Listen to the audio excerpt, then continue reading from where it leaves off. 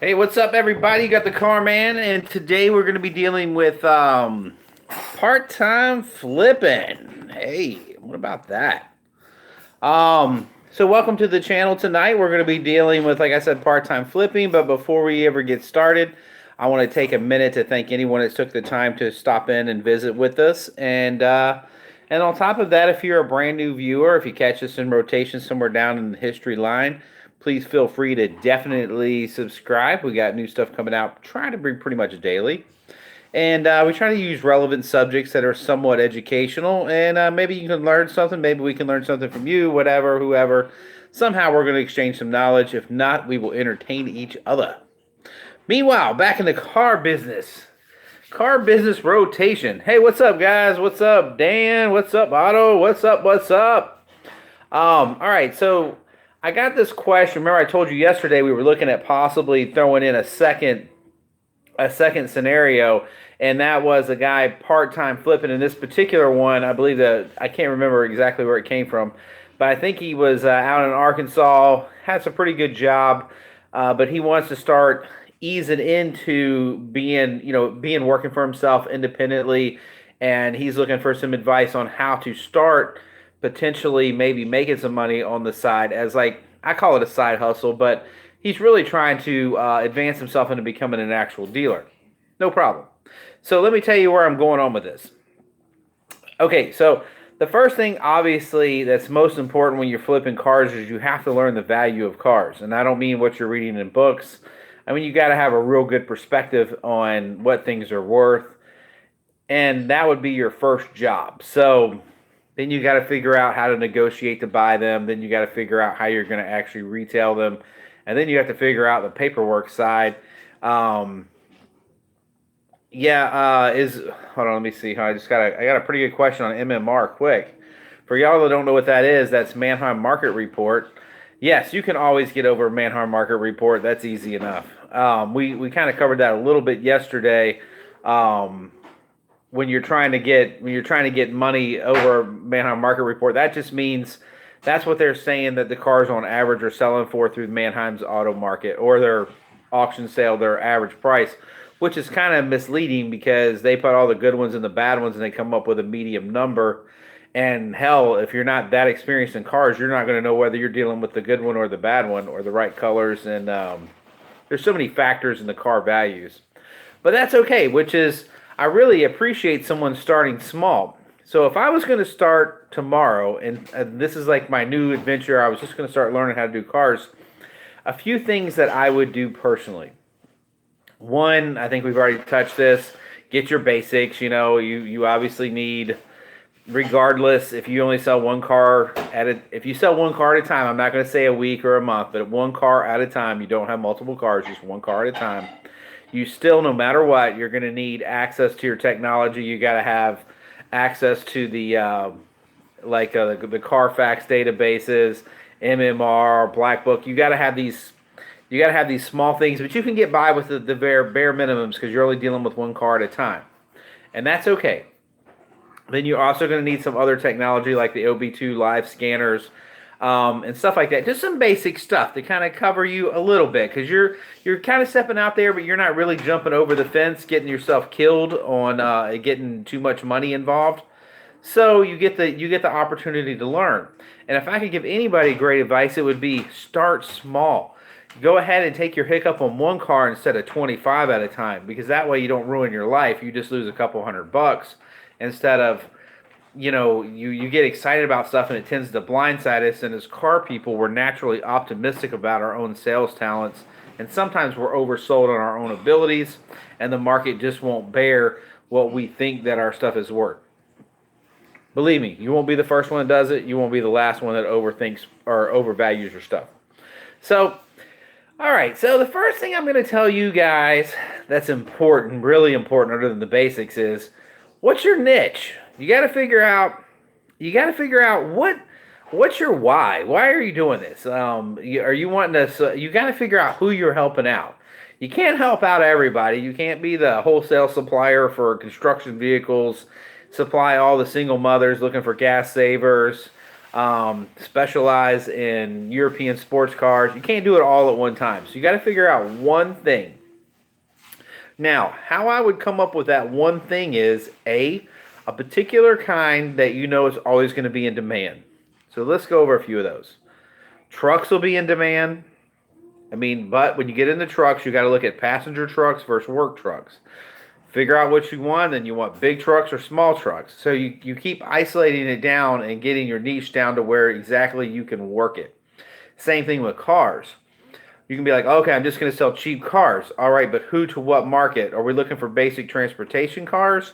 And what I mean by that is cars you can buy for $500 or $600 in, pay $100 or $200, fix them up, make them pretty, and sell back out for $1,200 or $1,500. You can make a pretty good little side hustle on that. Not risk a lot of money, and it doesn't matter what you're buying as long as it's decent, reliable transportation. You're just basically going to take a $500 ugly car, make it a little more acceptable, a little more desirable for the next guy up the ring. And the next guy up the ring is a guy that's got $1,000, $1,200. Everybody does. And he's just looking to something he can stick a key in and get him from point A to point B. If you're that guy, you can kind of open the market. You can just buy whatever you can find in the $500, $600 range that's reasonable transportation that you can add a little value to. Now, to me, that is just like you start dealing with the low end of the low end of the low end. It's probably a little too low end. But, hey, it's what I call, and Jen's sitting right over here, you can't see her, but she would tell you when she looks at cars, because she's just as much as a car person as I am, when she looks at them, she'll be like, that's transportation. That's niche. She'll know. She'll tell you which one it is. She'll tell you who the buyer is going to be. Am I right, Jen? Yeah. We buy cars based on who we know our buyers are going to be. So as a beginning guy starting out, you got to locate or isolate what that buyer you're looking for is. Let me tell you some of the most lucrative ones. If your gas mileage is always a benefit. So you can either be in imports or you can be domestic. Doesn't matter. And if you're not in the U.S. watching this, what I'm basically talking about is over here you could be like you could specialize in Ford and GM small cars like the Chevy Veos and Spark. Well, you ain't gonna get a Spark for $500. But anyway, the smaller GM, smaller Ford cars, get really good at them. Buy those for $800, $900. Bring a little value to them, clean them up, make them pretty, and sell them back out for $1,700, $1,800. Get really good at it. Or you could get into something that's a little easier sale, which to me the easiest sale out there is 4-cylinder vehicles in general, that can be retailed back out for the $2,000, $2,500 range that has a very like 4-cylinder, maybe 6-cylinder tops, but we're dealing with small, mid-size SUVs. We're dealing with small to mid-size imports. We're dealing with small to mid-size trucks. So we're going to fill that market. Gas mileage, they're going to be clean, reliable. So the average person with $1,500 to $2,500 becomes your market. And if they're nice, and then if you're in inspection state, you got them inspected and all that, you can kind of get yourself into like, I love it. I call it the single mom. Single mothers are absolutely the best because number one, they know exactly what they want, so you don't have to really sell them that hard. If you have a car that meets clean, reliable, put a key in it, AC works, they don't have to worry about it. Get some somewhat kind of a gas mileage. You got a sale. You don't have to argue. Don't got to fight. It's going to be done. So that's a great market to start buying for. You can also get into other little markets that are a little more specialized, like you can get like little cult followings on like the little Hondas. You get the guys that, these guys that love the little Hondas. Get those little coupes, and you can buy them cheap enough. You can bring them in, do the few little things that the guys like on them, and you can be starting known for that, like that market. Lucrative is SUVs. SUVs are a great market to be in on the low end side.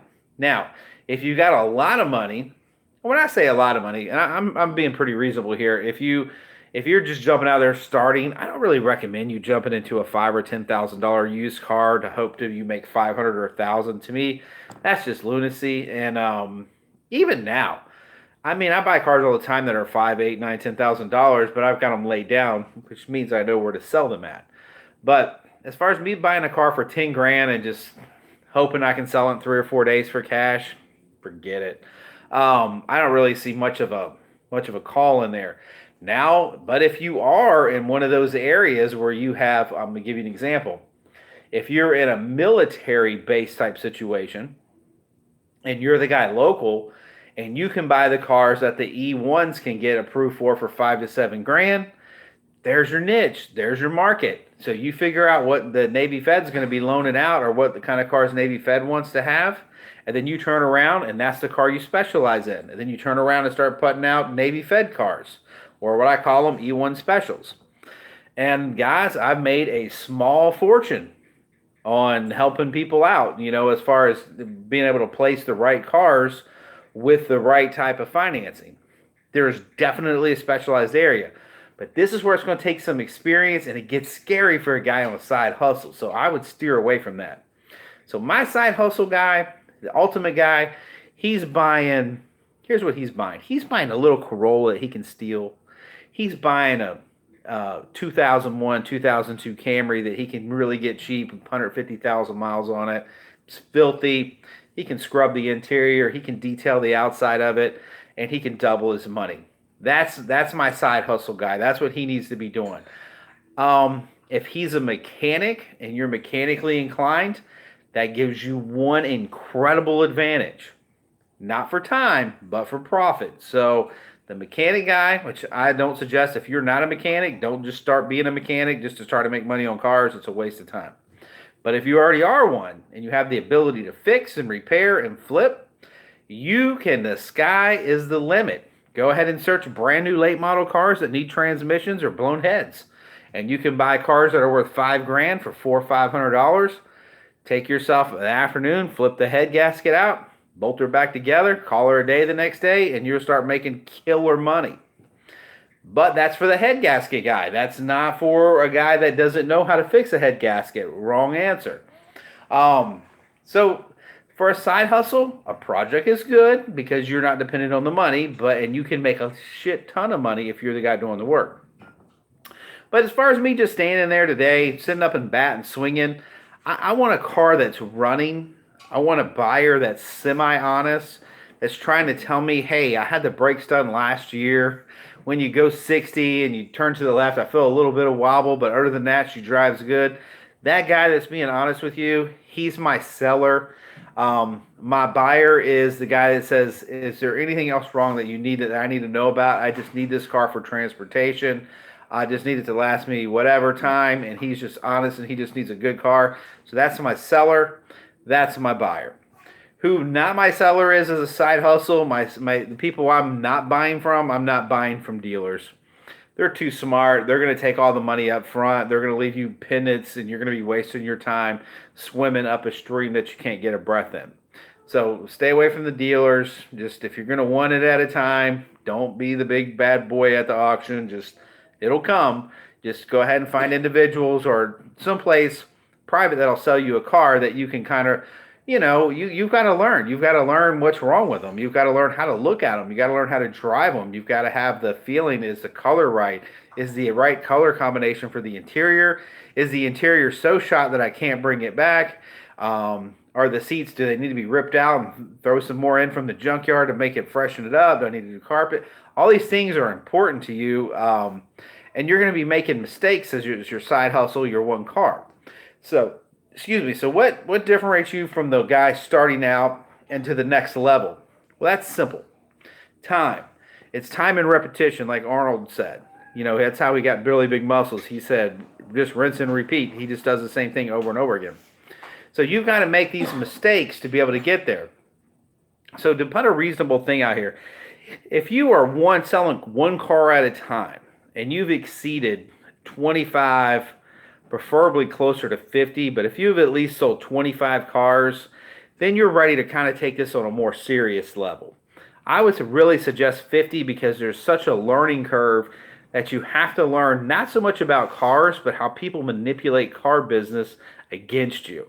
Like you have to learn the politics behind or the scandalous shit that happens behind the doors of the people that are selling you the cars. All the little tricks they do to try to get over on you. Because you just face it, I'm one of the very few guys you're going to find on the old interweb here that's giving you the real knowledge on how to make this thing fly. Most everybody else will be like, "Hey, this is great. Come on over here. Let me take all your money. All right, bye." So that's how most people are going to be to you.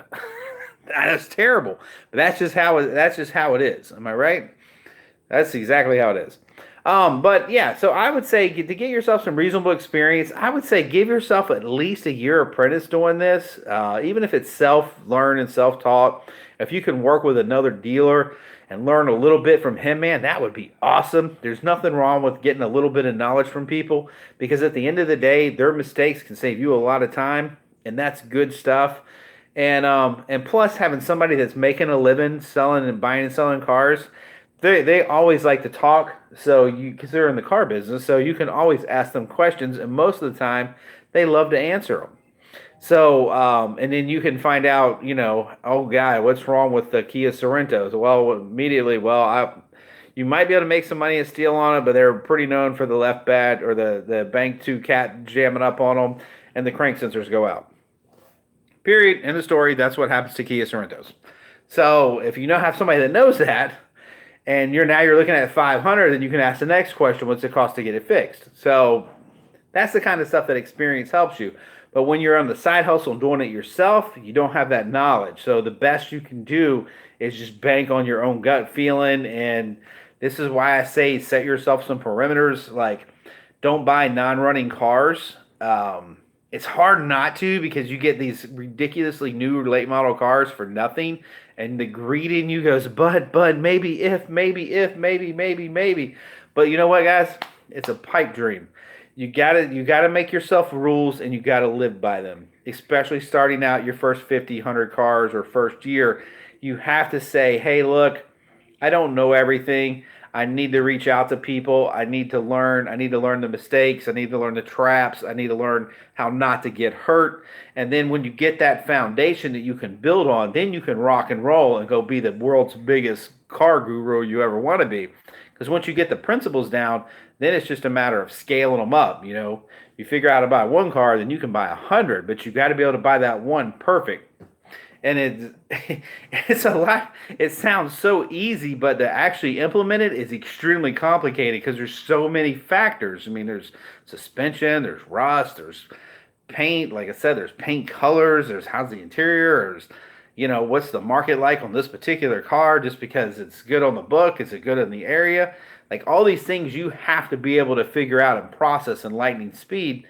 And guys, there just is no way to make it happen unless you take the time to learn it. And you got to kind of, the saying, crawl before you walk. This is so true in the car business if you don't want to get hurt. And I've seen a lot of people that no matter what you try to tell them, they're just hard-headed. I can think of a kid. He's a nice enough guy. I don't have any problem with him. But he went and borrowed a ton of money. He got his father-in-law. He ponied up a car lot. They had it paved. They rebuilt it. I mean, it was nice. The guy did a nice facility. They turned around and put like maybe probably $250,000 of inventory on there. This kid's like 21 years old. Never sold a car in his life. He had a little bit of hustle to him. I mean, he's a good, decent enough bullshitter. Like he could talk and stuff, but we're talking about real money here. Well, Pops-in-law, he done laid out $500,000 to start this kid off in the car business. And it's just what happens is he didn't take that time to learn from that first car, and he didn't work under somebody he didn't learn.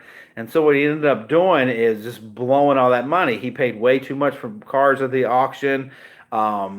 He got the wrong property location because he overdid it from the beginning. He just went for a glam, pretty look, but he didn't have any sub-sources of income. He didn't have an income stream from a shop. He didn't have no detail department.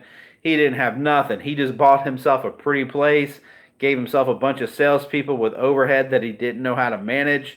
They didn't know how to sell cars. They didn't know how to buy cars. And at the end of the day, 8 months into this, a $500,000 operation sits upside down for lease for a tenth of the price. And the cars, the dad got pissed, and because the guy selling cars, and he just couldn't do the deal. So the guy just sent them all to the auction and called it a day. The father-in-law did. And I talked to the father-in-law, and he told me before he ever opened this up, I counseled with him a little bit. I said, man, If I were you, I'd probably say, hey, just slow little junior down just a little bit. Maybe start him out with maybe 10, 15 cars. If y'all are just destined to open up a lot, stay with around about $1,000 a month rent, and start baby steps. Let him learn. Let him make some mistakes. Ain't nobody lost any money. You can, this guy had plenty of money, but I said if you lose 10, 20 grand, oh well, oh, we're moving on to the next one. This guy probably made that in a weekend, the father-in-law. And I was just being realistic with him, and he's like, no, no, no, I'm going to give him a real fair shot. But no one's doing you any favors. All they do is put a lot of pressure on you that you can't process.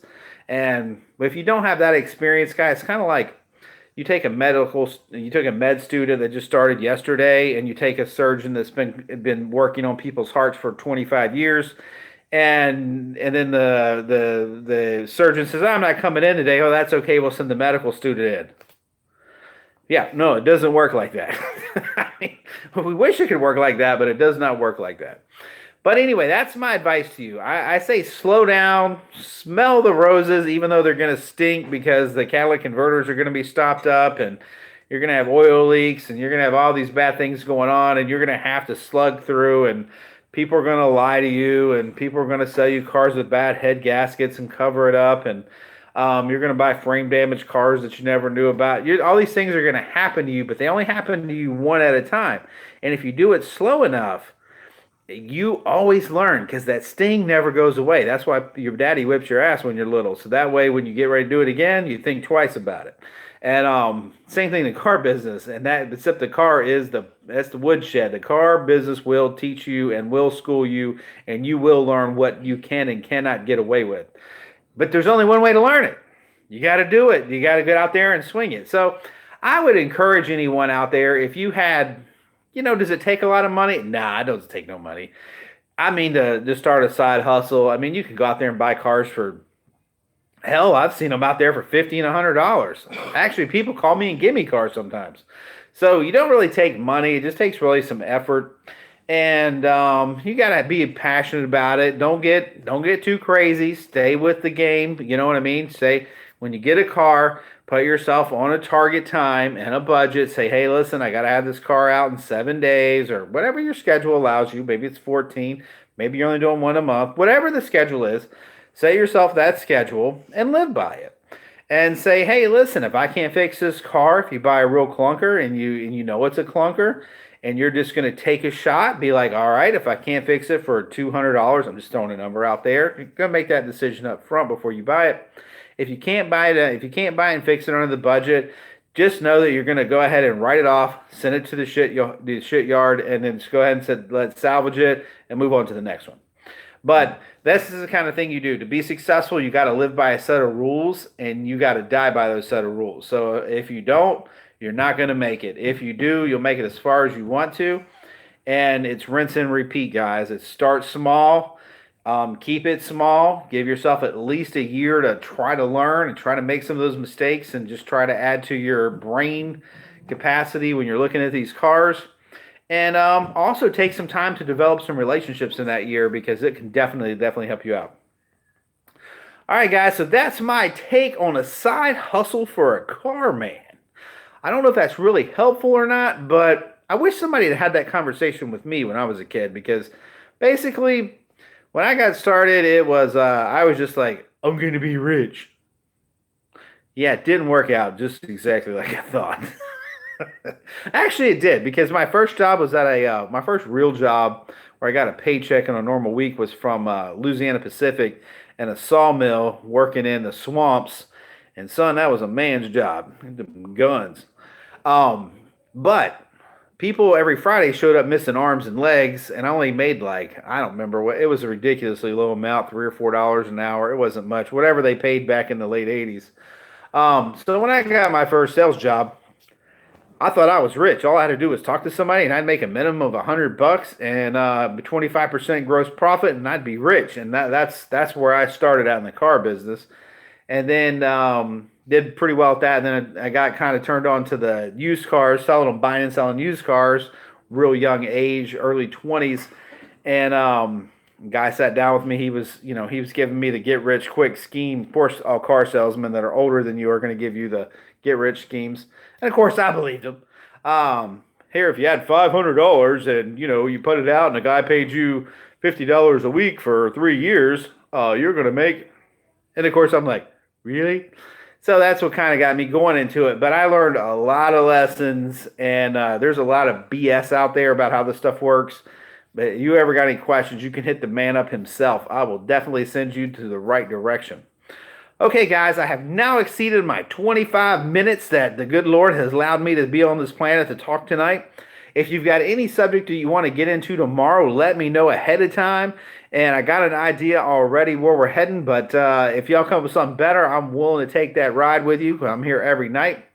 Meanwhile, shop our Amazon store. We're trying to get rich off of that, right, Jen? That's right. We're almost at $50 a month. What? Okay, I know that's a joke. Seriously, guys, I have sold 52 products on Amazon, and I'm impressed. I'm impressed. I didn't even think that was possible. Like, to me, that's the most amazing thing in the world. I have all this stuff going on, and the first thing I look at in the morning is Amazon, right, Jen? He's not kidding. I'm not even kidding. I get on there, and if I sold 3 products, I'm like, yes! Of course, you only get like 2 or 3% of the $5 sale. It's not like it's kind of embarrassing, but it's fun. Anyway, if you haven't subscribed, we would sure appreciate it. Anybody got any questions or anything? Anybody got any questions? Let me scroll through here and see what we got. Okay, Autobuff broke out. MMR is wholesale prices. Yes. Just an average, not gospel, not even close. Yes, sir, Autobuff, you are correctly rough. And that's how he started. Okay, cool. Mr. Jenwright, what's up? What's up, baby? Can't give away. Oh, yeah, Autobuff. He's in the right. Yeah, let me throw an amendment to what I was saying. Buff is up in New York, and if you have a gutless 4-cylinder Wonder, you're not going to get rid of them. I was thinking about more in my market, but yeah, in the basic world that he lives in, you got to have something with a set of nuts underneath it. All right, so, but in his case, he would be more probably into the 6-cylinder 4-wheel drives or whatever because it snows and all that. Hey, what's up, Big Cliffy, Barbados? What's happening, my man? Okay, what's up, everybody? Joshua, no, what are you doing? Hi, how you doing? Hit that thumbs up, guys. Yes, thank you. Depends on the, depends on the size of the dealership. Yeah, okay. Do you have mileage cap? Do you stick to on cheaper cars, or does it matter on lower end cars? That's a pretty valid question. Mileage does matter, and it kind of depends on the car. Like if you have some kind of particular car that's really known for really getting the mileage out there, I'm just going to throw Toyota out there. You could get by with the 200,000 mile stuff. If you put a Pontiac Grand Am out there with 250,000 miles, you're going to hear crickets when you put that thing for sale. So if it's anything, most domestic stuff, I try to keep it under 170. I don't even like cars with over 100. But in the end of the day, yeah, 200,000 miles do sell. There is an ask for every seat. It's just a little slower go. So I do try to bring myself up to up to speed on the mileage. I like to bring it down. All right, $3.35 an hour. Now it's $15 an hour. Yeah, okay, Big Cliffy. True that. Learn from the pain. And did we make $3.35 an hour? It seems like that's about right. Like it was $3 something an hour. Jim, what did we get paid when we were leaving high school? What was the going rate? I don't know. It seems like $2 or $3. It seems like it wasn't nothing. It can't be much. Hey Cliff, I'll hook you up tomorrow. Just look at any of my videos. It's got the it'll say like the name and all that stuff on the front of it, all the cool stuff. It'll be in the description. What's a good public auction between RVA and Raleigh Durham? I'll get back with you tomorrow on that, Mr. Jenwright. See what we can do for you. There is one just south of Richmond that's pretty good. All right, so that catches us up.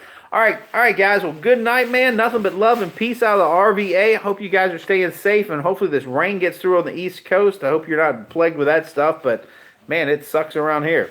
All right, peace out, and y'all have a great night, and we're going to see you tomorrow. We're going to come up with something good again.